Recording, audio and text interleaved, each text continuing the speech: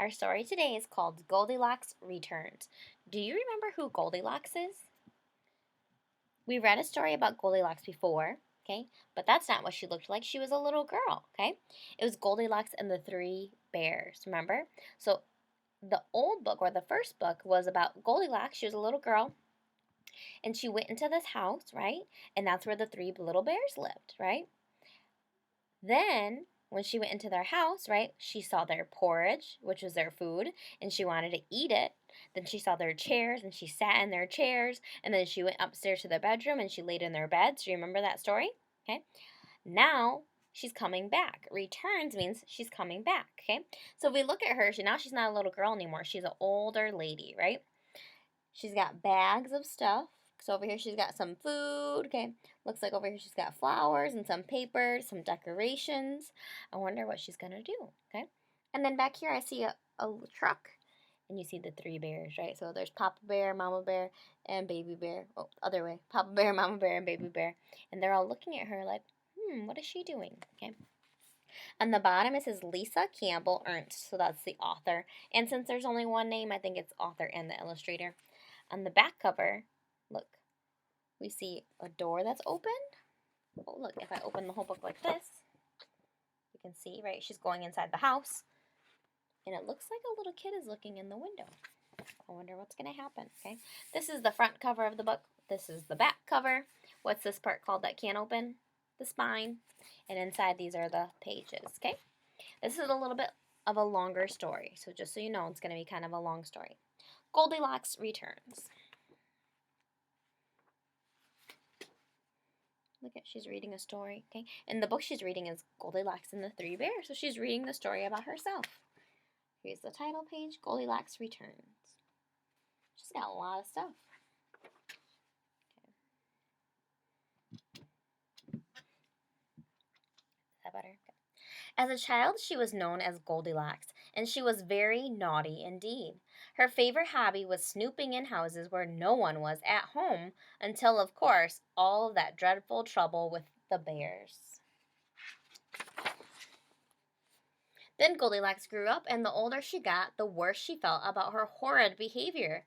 She shortened her name and pinned up her curls so no one would recognize her.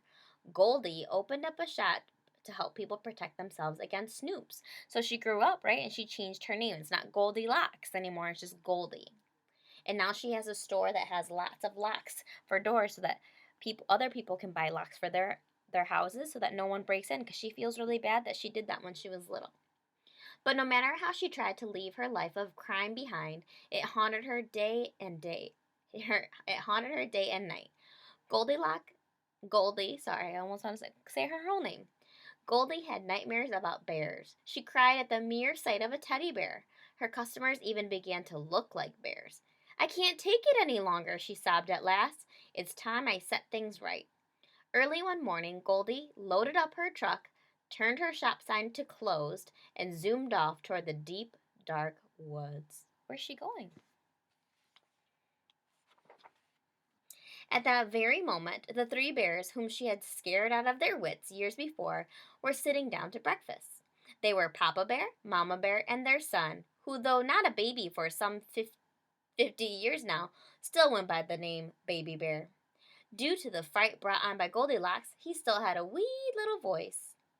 Their breakfast, as usual, was porridge, and as it had been every day since any of them could remember, it was much too hot to eat.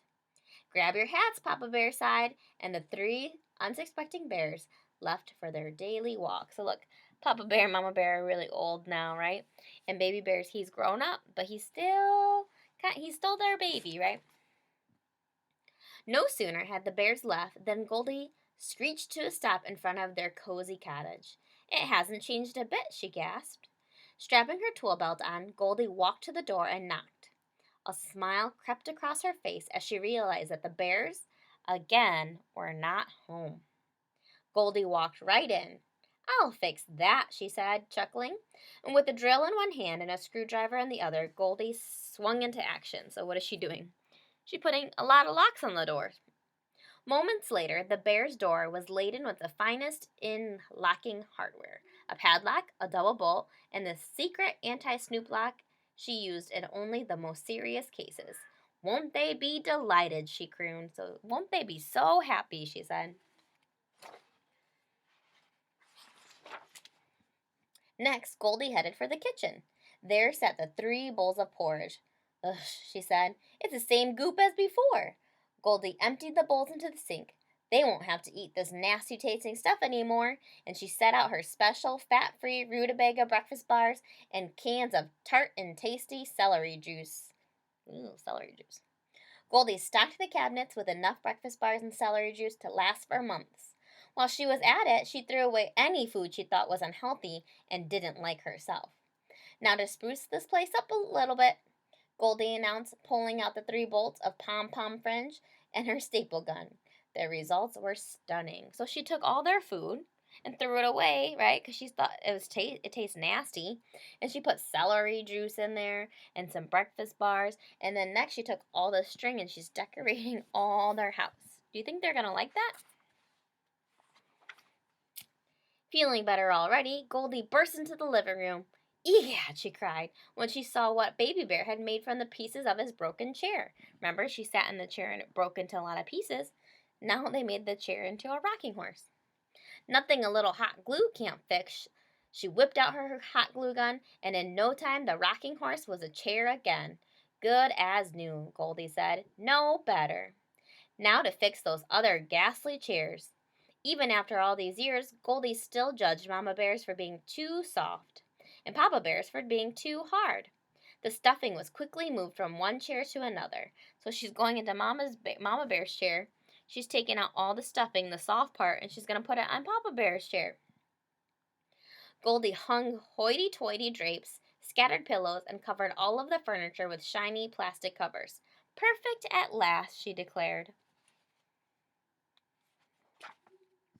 Goldie raced up the stairs to the 3 bears' bedroom. Good gosh, she said, testing the beds of Papa Bear and Mama Bear, just as I remembered. Too hard, too soft. And before you could say Rip Van Winkle, she had adjusted the stuffings to her finicky liking. So she did the same thing for the beds. She took Mama Bear's soft bed stuffing and put it on Papa Bear's. Goldie sprayed ravishing roses perfume in the air and tied bouquets of plastic flowers around the room for a back-to-nature look. It's glorious, Goldie sang, falling back on Baby Bear's bed to admire the room. The bears will be so grateful. I mean, they'll be like, oh, thank you so much, Goldilocks. Suddenly, Goldie was exhausted, and once again, Baby Bear's bed was just right. Before she knew it, Goldie had drifted off to her most peaceful sleep in 50 years. So, she fell asleep in Baby Bear's bed again. The bears, meanwhile, were finally returning home from their walk. Seeing the truck, they began to worry. They hadn't had much luck with visitors in the past. What on? Papa Bear said, noticing all the locks on their door. Then he heard Baby Bear squealing in the kitchen. Oh no! Oh my gosh! Oh my heavens! He cried in his wee little voice. Look! Look! What do you think they see? With jaws dropping and eyes popping, the 2 older bears did just that. Papa Bear snarled at the sight of the table and bellowed in his big, deep voice, Someone has taken my porridge. Mama Bear nodded. Someone has taken my porridge, she said in her medium-sized voice, and Baby Bear, discovering the mess in the sink, cried in his wee little voice, Someone has taken my porridge and they've thrown it all away. Memory told the bears to race to the living room. So they remembered the last time this happened, they touched our porch and they did something to our chair. So they're all running to the living room. It was a shocking sight. Papa's knees buckled and he fell onto his now poofy chair. Someone, he growled, bristling, has been fooling with my chair. Mama Bear tried hers. Hard as a rock. Someone has been fooling with my chair. Ah! Baby Bear screeched, stomping up and down. Someone's been fooling with my chair and they've put it back together. All 3 bears ran helter-skelter up the stairs. P.U., Baby Bear gagged. What's that smell? Ravishing roses, Mama Bear read, picking up the empty bottle off the floor. The two older bears did not even check their beds. They knew where to look. What they saw made their fur stand on end. Baby Bear began to tremble. "She's back!" he wailed, hoping it was all just a nightmare. "Someone's been sleeping in my bed, and here she is again!" And at that moment, Goldie's eyes popped open. "You're home!" Goldie shouted, crushing each bear with a hug and kissing their furry cheeks. The shocked bears opened their mouths to protest, but Goldie raced on. "Now don't thank me, I know you're terribly grateful, but after all, I was the one who caused the trouble to begin with. Of course, I've more than made up for that." Goldie gleefully danced through the house, pointing out her deeds. "Naturally, I fixed that silly little chair," she said, "and got rid of that nasty porridge. The rutabaga breakfast bars are fat-free, so you might even be able to lose a little extra weight there." She chuckled, tapping Papa Bear on the stomach. A growl began to grow in Papa Bear's throat, but before he could get it out, Goldie tossed him the keys to her fancy locks, hugged them all again, and climbed in her truck, and she was off. "Wait! Come back!" yelled the bears, but it did no good. As her truck rounded the curve in the road, the bears saw a flash of gold.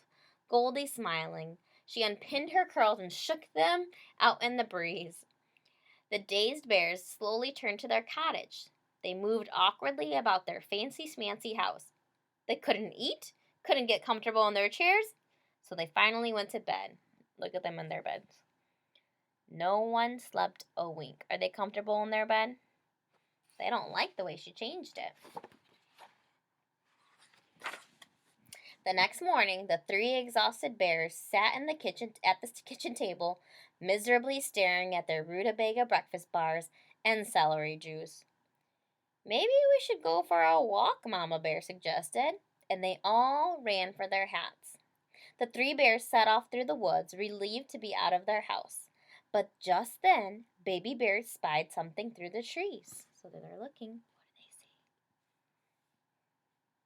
It was a very mischievous-looking little girl, skipping along the path that led straight to their cottage. "Oh no!" he panicked. "Not this again! We didn't lock the door! Quick, stop her! She might eat all our food, and she might mess up the fancy things, and she might break my chair!"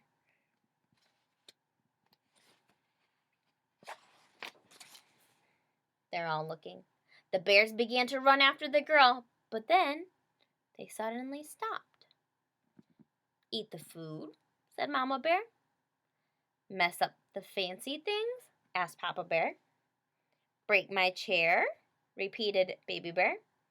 And very slowly, they all smiled. Why are they smiling? And then turning around, the bears happily continued their walk. So they didn't go back to the house to stop that little girl. Do you know why? Oh, and here's Goldilocks at the end. She's happy and she's free. Why didn't they stop that little girl? When Goldilocks went back, right? Goldilocks tried to help, right? And she tried to change everything. And she gave them healthy food. And she decorated their house. And she messed up their chairs and their beds again. And did they like it? No, right? They liked how it was. They liked eating their porridge, and they liked their chairs the way they were, and they liked the beds the way that they were. So when they saw the little girl, they're like, "Oh no, that little girl's gonna go to our house and she's gonna mess up all the stuff.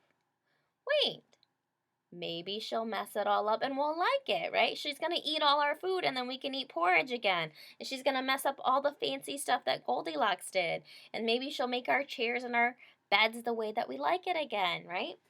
And so they pretended like they didn't see her, and they just kept walking. And then maybe when they went back to the house, that new little girl, okay, maybe she changed everything back to the way they like it.